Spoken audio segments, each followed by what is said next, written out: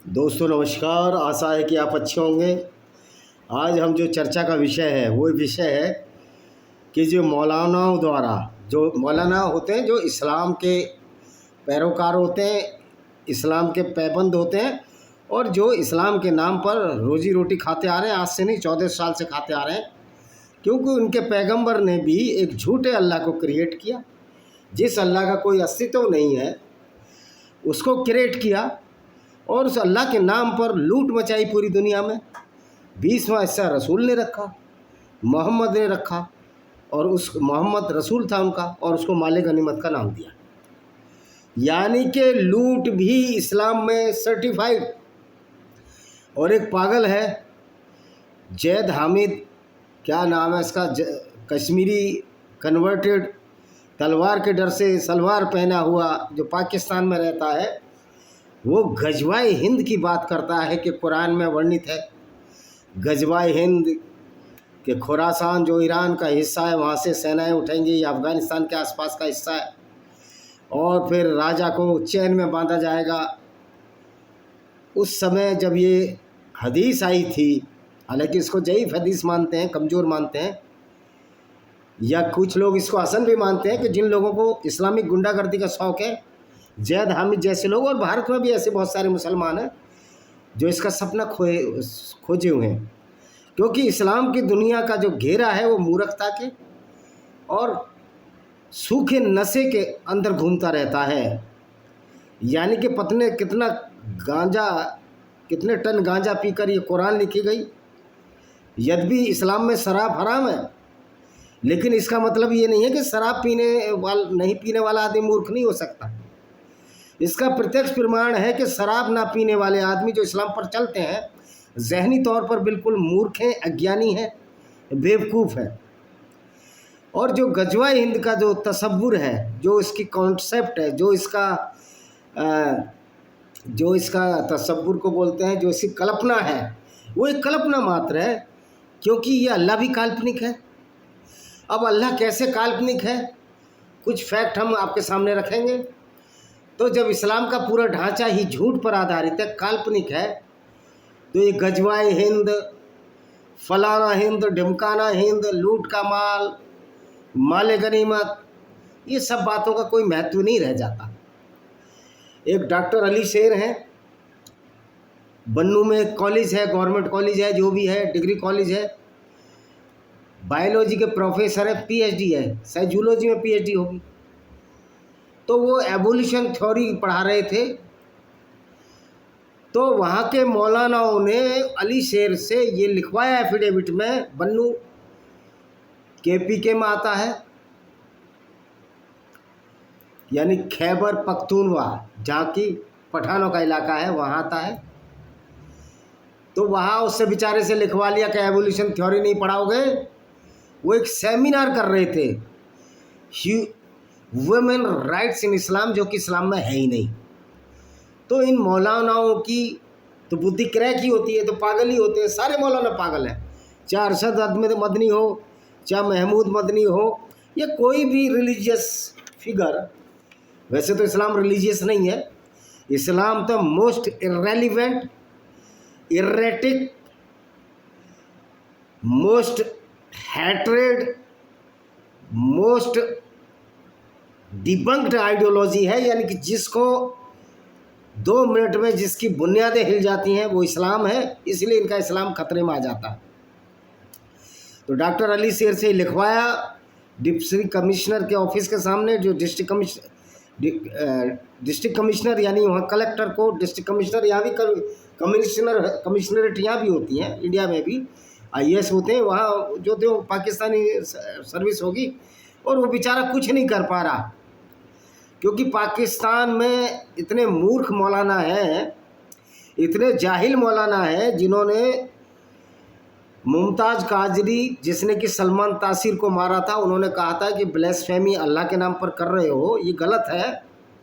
कोई ब्लेसफेमी नहीं की उस औरत ने, जो कि क्रिश्चियन औरत थी, जिसके ऊपर मैंने एक किताब लिखी है, पूरी की पूरी किताब है मेरी, जिसका नाम है blender of ब्लेसफेमी bye Vijay Kumar Pal. उसमें उस औरत की कहानी है, कुछ फिक्सेस मोड़ दिए गए हैं और कुरान की आयतों का विश्लेषण किया गया, जिसके आधार पर उसको देश छोड़ना पड़ा। नाम था उनका आसिया बीबी, क्रिश्चियन महिला थी जिसने एक मुस्लिम महिला के कटोरे से पानी पी लिया था और जीसस के लिए ये बोला था कि तुम्हारा जीसस तो बिना बाप के पैदा हुआ था, ये कैसे हो सकता है, मेरी वर्जिन से पैदा हुआ था।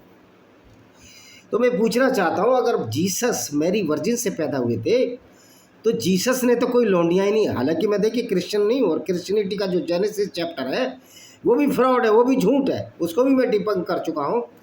जहाँ तक जीसस और मोहम्मद की तुलना करती है तो जीसस ने तो कोई लौंडिया ही नहीं रखी थी। जीसस ने तो औरतों को बाज़ारों में नहीं बेचा था।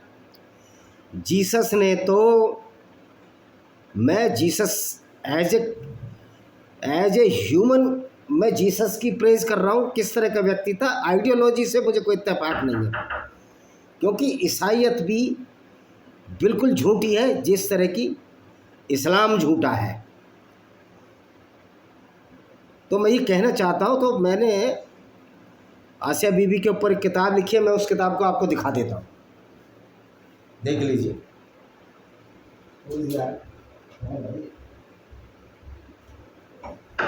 अरे घंटी बज रही है तो हटा यार।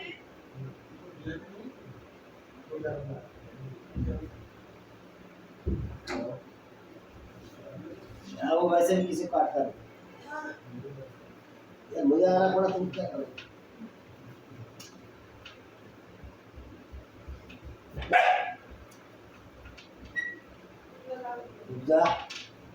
क्या कर दिया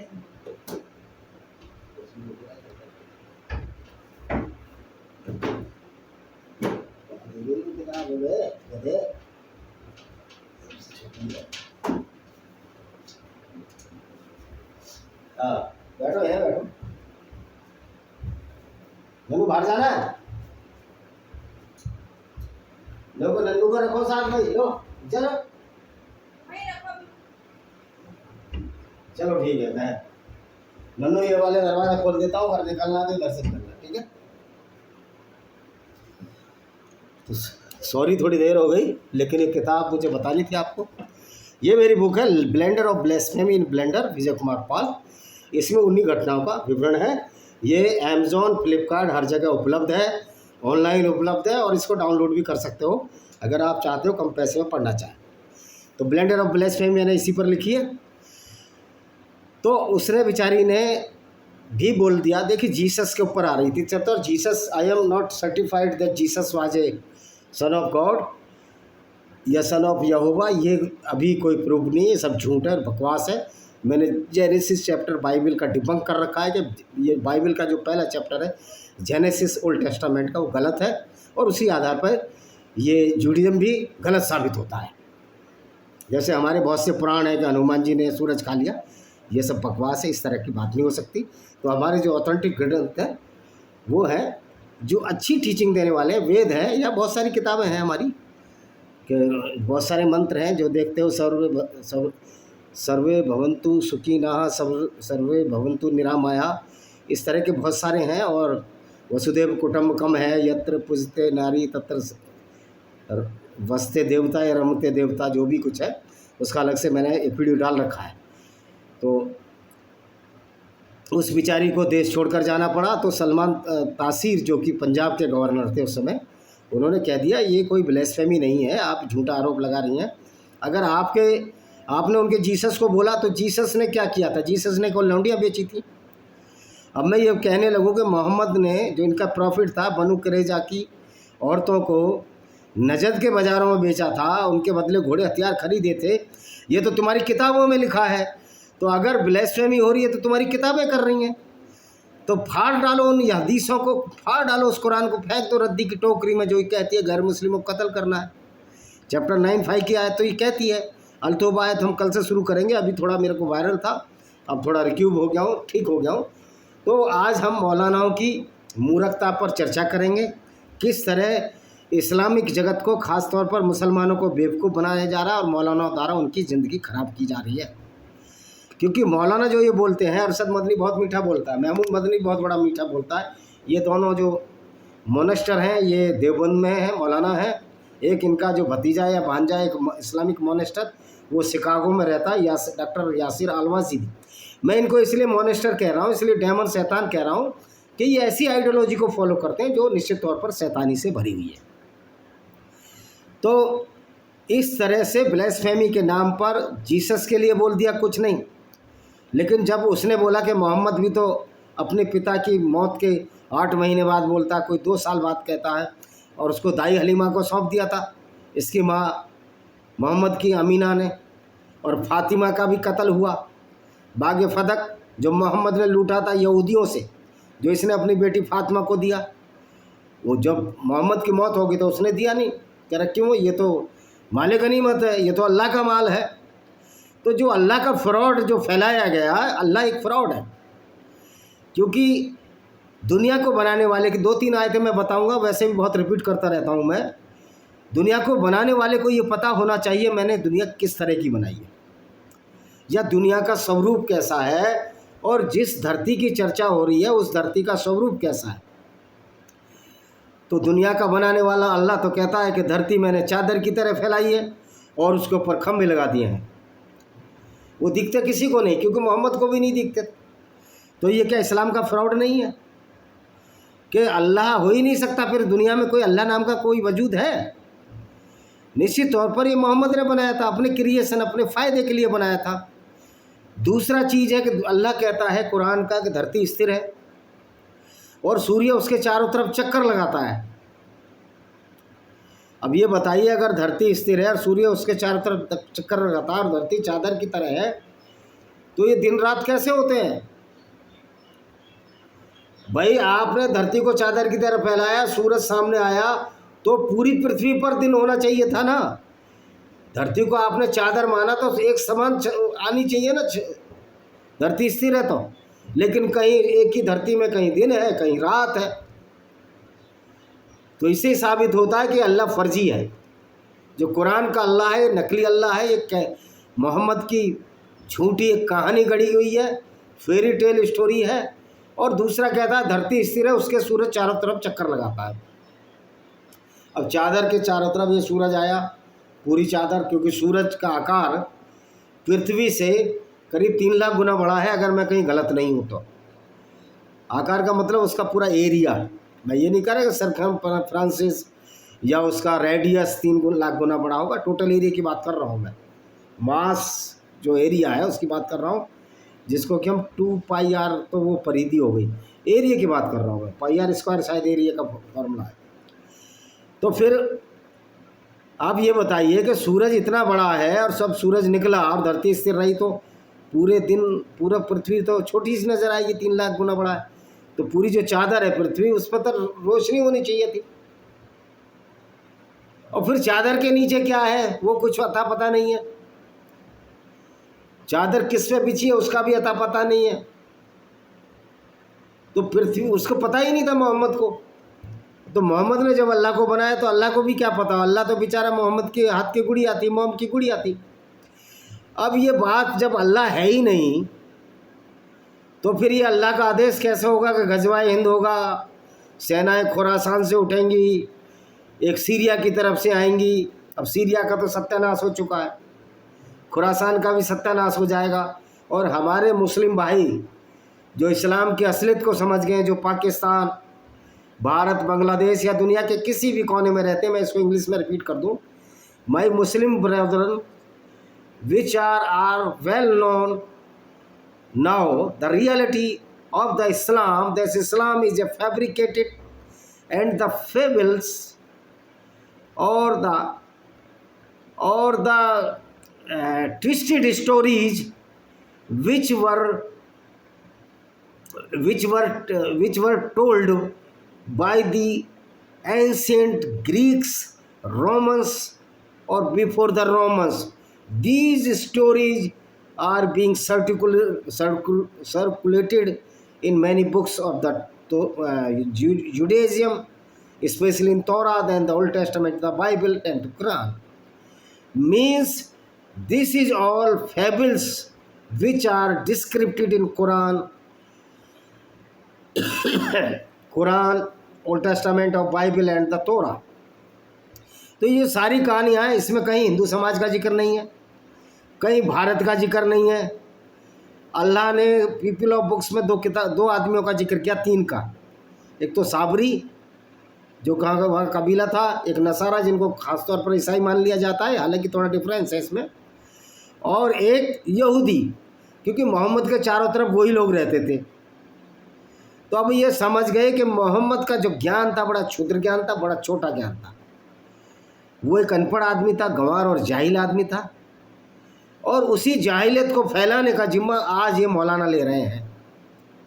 अभी एक सर्वे हुआ है जिसमें ये पाया गया है, जो मौलाना है खासतौर पर पाकिस्तान के मौलाना और इंडिया के मौलाना, उनसे जो सर्वे किया गया है, जो इस्लाम में पढ़ने वाले लोग थे, जो मदरसे के स्टूडेंट थे, उनका IQ लगभग मूर्खता की सीढ़ी पर पाया गया है। और अगर उनका नार्को टेस्ट किया जाए, झूठ बोल रहे हैं, तो जिन मौलानाओं ने कुरान के हिसाब से जवाब दिया उन्होंने झूठ भी बोला होगा, क्योंकि इस्लाम में तो झूठ बोलने की खास इजाज़त है। तो आप ये बताइए, मिस्टर जैद हामिद जो पाकिस्तान का एक पागल है, वो रात दिन बंदूक लिए इधर से उधर भागता रहता अपने कैंपस में, कब पता नहीं गजवाए हिंद हो जाए और जूते भी पहनकर सोता है कि कब उठना पड़े। हालांकि वो आर्मी में नहीं है, लेकिन उसका दिमाग इल्यूजन और डिल्यूजन का शिकार है। तो ये हमारे जो मौलाना हैं, ये इस्लाम के नाम पर जो मुसलमानों का बेड़ा गर्क कर रहे हैं, उनकी कहीं मिसाल नहीं मिलती। आप हिंदू धर्म में किसी भी पंडित से या ब्राह्मण से, पुजारी से बहस कर सकते हैं। मैं मंदिर गया, एक बार का किस्सा है, तो कह रहा भाई कुछ मंदिर में चढ़ावा चढ़ाओ, ये यहीं का मंदिर है मेरे पास का ही। मैंने पुजारी को बोला भाई मैं तो खुद इनसे मांगने आया हूँ, तो मैं क्या इनको क्या दे सकता हूँ। उसके पास कोई जवाब नहीं था। तो मेरा भी कोई इन चीज़ों में विश्वास नहीं है कि कोई अगर गॉड है वो आपसे पैसा मांग रहा है। ये सारे धंधे हैं, खाने पीने के, कमाने के धंधे हैं। हाँ, अगर कोई टीचिंग अच्छी है वेदों में या कोई किताब में, उसको मान लेना चाहिए। तो उसके लिए आपको पुजारी, चढ़ावा और मंदिर जाने की क्या आवश्यकता है। तो और मंदिर में भी अगर किन्हीं मंदिरों में ये भाव आ जाए कि सिर्फ ब्राह्मण ही पूजा करेगा, तो ऐसे मंदिर में बिल्कुल नहीं जाना चाहिए, क्योंकि तो घमंड की बात हुई ना। जो कर्म से है, वैसे भी वेदों में, सनातन वैदिक धर्म में जन्म से कोई जाति नहीं है। ये कुछ मूर्खों द्वारा अपने फायदे के लिए बनाई गई है। वर्ण व्यवस्था थी, और ब्राह्मण अगर कोई जन्म लेता है तो ब्राह्मण उसकी जाति थोड़ी हो जाएगी। अगर वो ब्राह्मण का काम नहीं करेगा तो उसका वर्ण तो ब्राह्मण नहीं है। तो इसी तरह अगर मैं किसी ऐसी जाति में भाग लेता हूँ जो लड़ने का विश्वास रखती है, मार्शल कौम है, या मार्शल तो कोई कौम होती नहीं, अगर मतलब मेरे परिवार में सेना में रोक रहे हैं, ये कह लीजिए जाति कोई भी XYZ, तो मैं तो सैनिक नहीं हूँ ना। मैं तो सब्जी बेचता हूँ, मान लिया अपने खेतों की सब्जी बोलता हूँ, तो मैं वैश्य वृत्ति में आ गया, तो मेरा जो वर्ण है तो वैश्य वर्ण होगा। जन्म से कुछ भी हो इसके कोई मायने नहीं है। इसलिए इसका मिसयूज जो कर रहे हैं कि ब्राह्मण जन्म से होना चाहिए, ये मूर्खता की बात है। और इसी वजह से लोगों ने मंदिरों में भी जाना कम कर दिया है। मंदिर जाने की आपको आवश्यकता ही नहीं है। अगर वहाँ लूट रहे हो और वहाँ सिर्फ इस आधार पर कोई पुजारी नियुक्त हो कि पर्टिकुलर जाति का हो, तो वहाँ जाने की कोई आवश्यकता नहीं, क्योंकि हमें बेड़ियों को, रूढ़ियों को तोड़ना है। जब हम अपने धर्म की कुरीतियों के खिलाफ नहीं लड़ पाएंगे, तो इस्लाम जिसमें रिटेन डिस्क्रिमिनेट गुंडागर्दी है, उसका कैसे विरोध कर पाएंगे। हमारे यहाँ तो डिस्क्रिप्टिव गुंडागर्दी नहीं है। मौलाना कहते हैं आप तो मुसलमान नहीं हो, इस्लाम के बारे में क्यों बात करते हो। मैं कहता हूँ कि मोहम्मद को और अल्लाह को क्या खुजली है जो गैर मुस्लिमों को हमेशा कत्ल करने की बात करता है। यानी कि वो हमारा कत्ल करने की बात करें और हम उसको डिबंक भी ना करें, ये हमारा अधिकार है। और ये अधिकार हमारा हमसे कोई भी छीन सकता, क्योंकि अल्लाह तो फर्जी है, अल्लाह का फर्जीवाड़ा है जो मैंने आपको बताया। तो अल्लाह से तो डरने की ज़रूरत नहीं। रहा मोहम्मद तो मर गया, लेकिन जो शिक्षाएं दे गया किताब में, कुरान में, जो अपने वो आयतें भी अपने फ़ायदे के नाम पर उतारता था। कोई अल्लाह वल्लाह आयतें नहीं भेजता था। जब उसने अपनी पुत्र वधू जैनब को नंगा देख लिया, अर्धनग्न अवस्था में देख लिया, जो उसका दत्तक पुत्र था, जिसको दत्तक किसी ज़माने में जैद बिन मोहम्मद कहते थे, यानी मोहम्मद का बेटा जैद, वैसे वो जैद बिन हरीत था, यानी हरीत का बेटा था। बिन का मतलब का, बेटे के लिए बिन और लड़की के लिए बिंत।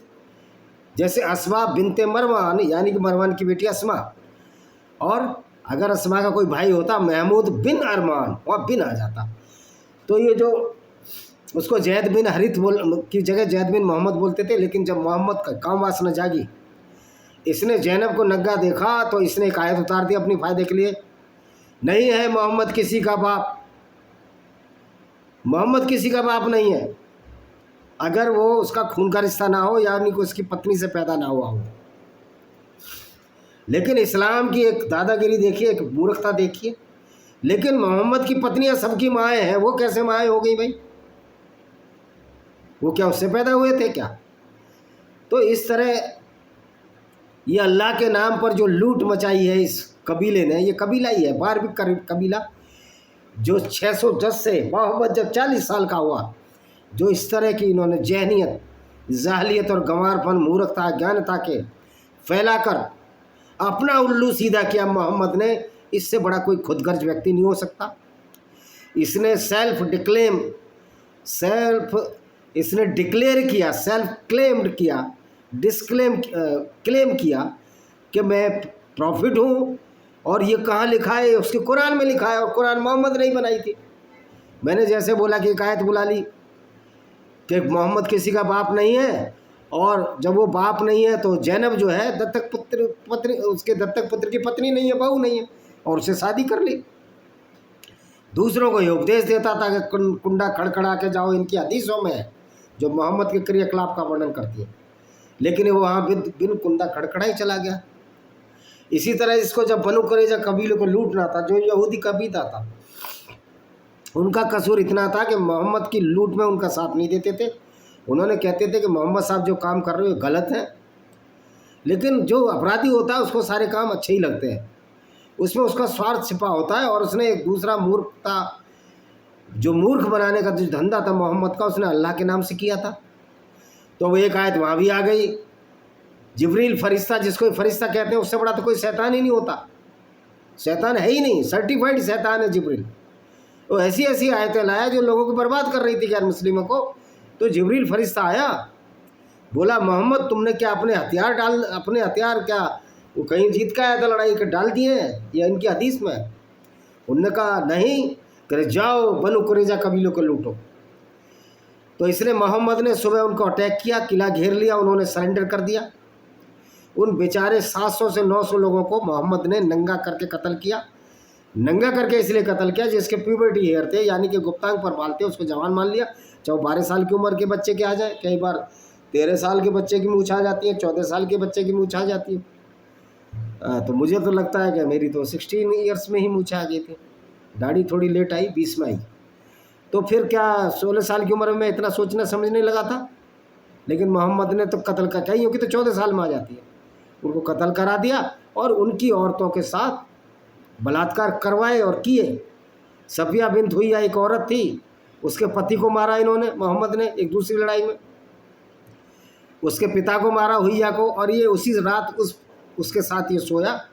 ये कहकर एक आयत उतार दी कि मोहम्मद जो अल्लाह का बेटा है वो कुछ भी कर सकता है, सारी औरत उसके लिए हिबा है, यानी क्षमा योग्य है, वो जो मर्जी करे।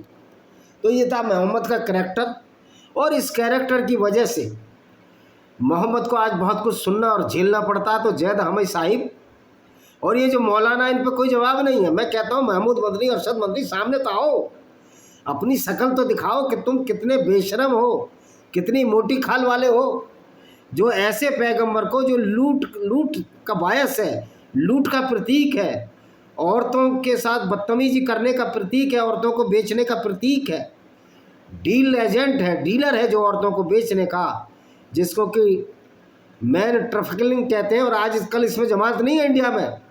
तो क्या मोहम्मद की सुन्नत पर चलकर मुसलमान अगर आज वैश्याओं को बेचेंगे, दलाली करेंगे, औरतों को एक्सपोर्ट करेंगे, क्या वो बच जाएंगे? तो तुम्हारा अल्लाह तो कुछ नहीं कर सकता ना। इस्लाम का कानून हो तो सरिया क्या है? सरिया एक गुंडा कर दिया, इस्लामिक गुंडा कर दिया। ये सब सरिया ही तो इनको ये आदेश देती है कि जाओ दूसरों के माल को लूटो, उनकी औरतों को लूटो, और उसको माले गनीमत का नाम इस्लाम में दिया गया है, यानी इस्लाम में लूट भी सर्टिफाई है।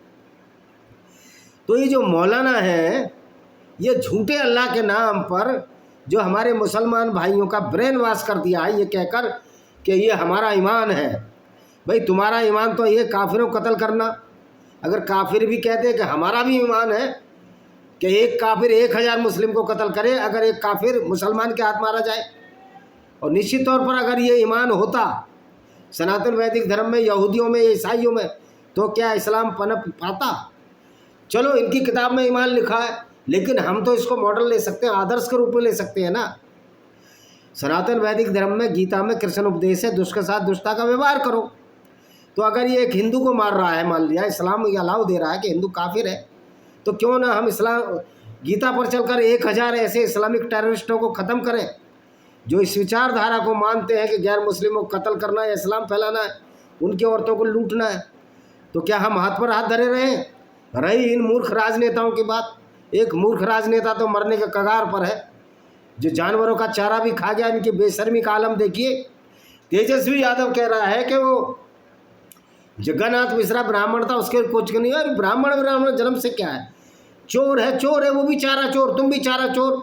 ये अगड़े पिछड़े की लड़ाई जो मूर्ख बना रहे हो ना तुम लोगों को, हिंदुओं को बांट रहे हो और मुसलमानों को तुम एक पूरा 19% जो आबादी है उत्तर प्रदेश में, मैं तो अखिलेश से कहता हूँ कि तेरे कंचों में पानी है, तेरे टट्टों में पानी है। तू अपने बाप की औलाद है, असली बाप की औलाद, जो कि हत्यारा था, कातिल था, और जिसके एमएलए लटूर सिंह यादव ने एक एमएलए को जिंदा गड़वा दिया था। तो तुम उस हत्यारे और लुटेरे की संतान है, उस बेगैरत कातिल की संतान है, जिस बेगैरत को बीजेपी के बेगैरत नेताओं ने कौन सा अवार्ड दिया मुझे नहीं पता, पद्मश्री या पद्मभूषण दिया। तो ये बड़े शर्म की बात है। तो दे मुसलमान को घोषित कर चीफ मिनिस्टरशिप उत्तर प्रदेश की, क्यों अहीर तो 7% है, मुस्लिम 19% है, नहीं दोगे। तो ये जो इस्लाम के अपीजमेंट के नाम पर जो मुसलमानों का तुष्टीकरण कर रहे हैं हिंदू नेता, ये तो मोहम्मद से भी ज़्यादा खतरनाक है। मोहम्मद तो खुला दुश्मन है, इस्लाम तो खुला दुश्मन है तुम्हारा, लेकिन तो छिपे हुए आस्तीन के सांप हैं। तो इन आस्तीनों के सांप को आस्तीन में ही रगड़ दो, मसल दो, उसका एक ही तरीका है, किसी को वोट ही मत दो। जिन्होंने वक्फ बिल बोर्ड का समर्थन किया है, जिनकी वजह से पास हुआ है, कम से कम उन्होंने इस इस्लाम के जहरीले नाक को ख़त्म करने का, मथने का कार्य किया है। ये कार्य ही श्री कृष्ण महाराज ने भी किया था। तो ये कार्य हमारे मुस्लिम भाइयों को भी करना होगा कि हम ऐसी आइडियोलॉजी को क्यों माने, जो इस्लाम का पैगंबर जो लुटे रहा हो उसको पैगंबर क्यों माने, ऐसा ईमान क्यों रखें? क्योंकि झूठा ईमान रखने से, मैंने बताया अल्लाह फर्जी है, तो फर्जी अल्लाह के ऊपर आप चल रहे हो, तुम्हारी खोखली बुनियाद है तो ढहने वाली है, वो गिर जाएगा इस्लाम। तो मैं अखिलेश यादव जी आपसे कहना चाहता हूँ, इंडिया में 6 करोड़ अब एक्स मुस्लिम हो चुके हैं। तो आप इस मुगालते में मत रहिए कि मुस्लिम वोट हमको मिलेगा। वो 6 करोड़ वोट आपको नहीं मिलने वाला। यूपी में ही 2 करोड़ लोग हैं, नहीं तो कुंदरकी में कैसे जीत जाते। मैं कुंदरकी के उन मुस्लिम भाइयों को धन्यवाद देना चाहता हूँ जिन्होंने इस्लाम का अपना पैगंबर मोहम्मद लुटेरे को पैगंबर न मानकर बीजेपी को वोट दिया। हालांकि राजनीति से मेरा कोई वो नहीं है, आज तक मैं सदस्य भी नहीं हूँ। तो वो लोग समझ रहे हैं, रास्ते पर आ रहे हैं, और ये घर वापसी होगी। घर वापसी ना हो तो इससे अच्छा नास्तिक बन जाओ, हम ये नहीं कहते हिंदू बन जाओ, लेकिन इस्लाम को छोड़ो। और जैद हामिद, तुम्हारे गजवा हिंद का सपना कभी पूरा नहीं हो सकता।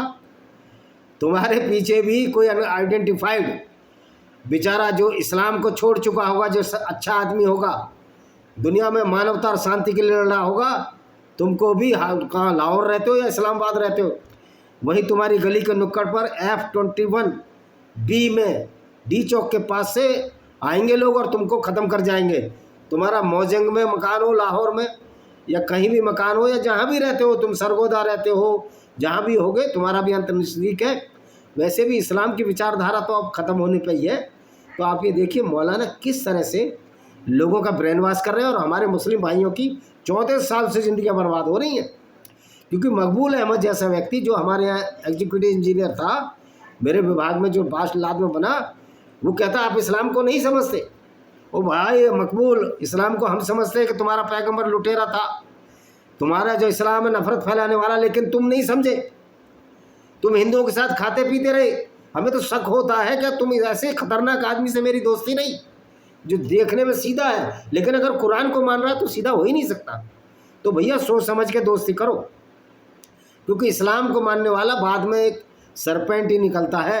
हाँ, अगर यह अलग बात है उसने इस दीन को छोड़ दिया हो और उसको डिक्लेयर ना किया हो इस वजह से कि मुसलमान इस्लाम में दीनियों को, जो गैर मुस्लिम है, जो इस्लाम छोड़ते हैं, उनको कत्ल करने का आदेश है, क्योंकि इस्लाम किसी को छोड़ता नहीं है। इस्लाम किसी को भी छोड़ता नहीं है, गैर मुस्लिम को नहीं छोड़ता, गैर इस्लाम छोड़ने वालों को नहीं छोड़ता। सो इस वजह से, लेकिन मैं कहता हूँ कि वो सच्चाई के रास्ते पर आएँ। इसी के साथ मैं इस वीडियो को विराम देता हूँ। वंदे मातरम। जय हिंद। आपका दिन शुभ।